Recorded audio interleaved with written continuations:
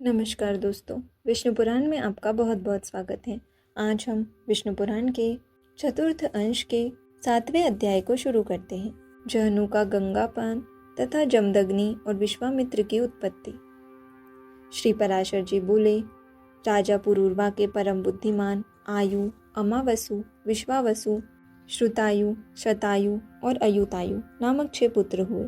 अमावसु के भीम, भीम के कांचन, कांचन के सुहोत्र और सुहोत्र के जहनु नामक पुत्र हुआ, जिसने अपनी संपूर्ण यज्ञशाला को गंगाजल से आप्लावित देख क्रोध से रक्त नयन हो भगवान यज्ञ पुरुष को परम समाधि के द्वारा अपने में स्थापित कर संपूर्ण गंगा जी को पी लिया था।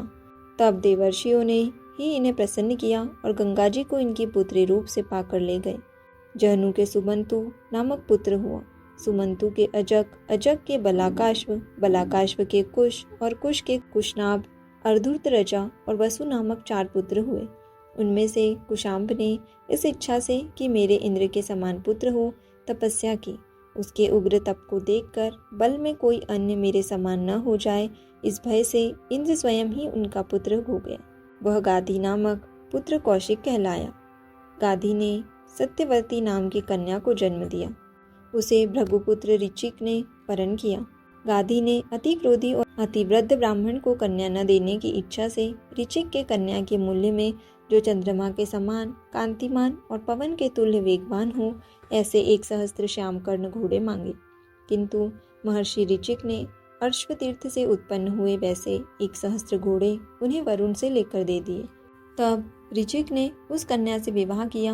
उन्होंने संतान की कामना से सत्यवती के लिए चरु तैयार किया और उसी के द्वारा प्रसन्न किए जाने पर एक क्षत्रिय श्रेष्ठ पुत्र की उत्पत्ति के लिए एक और चरु उसकी माता के लिए भी बनाया।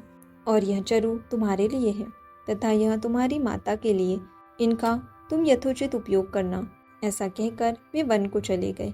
उनका उपयोग करते समय सत्यवती की माता ने उससे कहा, बेटी, सभी लोग अपने ही लिए सबसे अधिक गुणवान पुत्र चाहते हैं।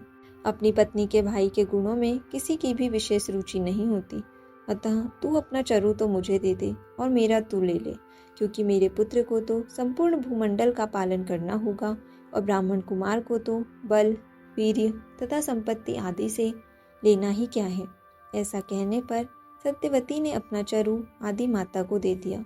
वन से लौटने पर ऋषि ने सत्यवती को देखकर कहा, अरे पापिनी, तूने ऐसा क्या अकार्य किया है जिससे तेरा शरीर ऐसा भयानक प्रतीत होता है। अवश्य ही तूने अपनी माता के लिए तैयार किए चरु का उपयोग किया है, सो ठीक है।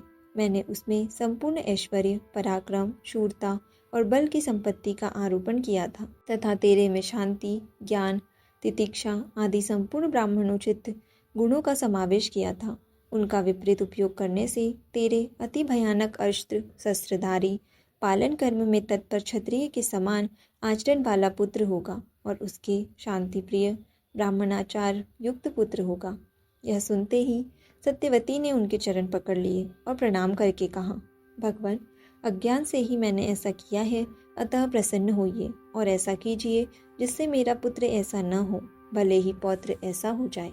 इस पर मुनि ने कहा, ऐसा ही हो।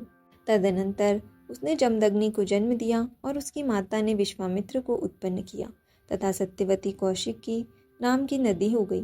जमदग्नि ने इक्ष्वाकु कुलोद्भव रेणु की कन्या रेणुका से विवाह किया।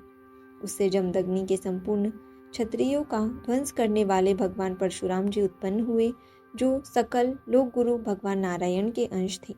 देवताओं ने विश्वामित्र जी को भृगुवंशीय शुनहशेप पुत्र रूप से दिया था। उसके पीछे उनका देवरात नामक पुत्र हुआ और फिर मधुच्छंद, धनंजय, कृतदेव, अष्टक, कक्षप एवं हारितक नामक और भी पुत्र हुए। उनसे अन्यान्य ऋषि वंशों में विवाह ने योग्य बहुत से कौशिक गोत्रीय पुत्र पौत्रादि हुए। तो यहाँ विष्णु पुराण के चतुर्थ अंश के 7वें अध्याय का समापन होता है। आज के लिए इतना ही। धन्यवाद।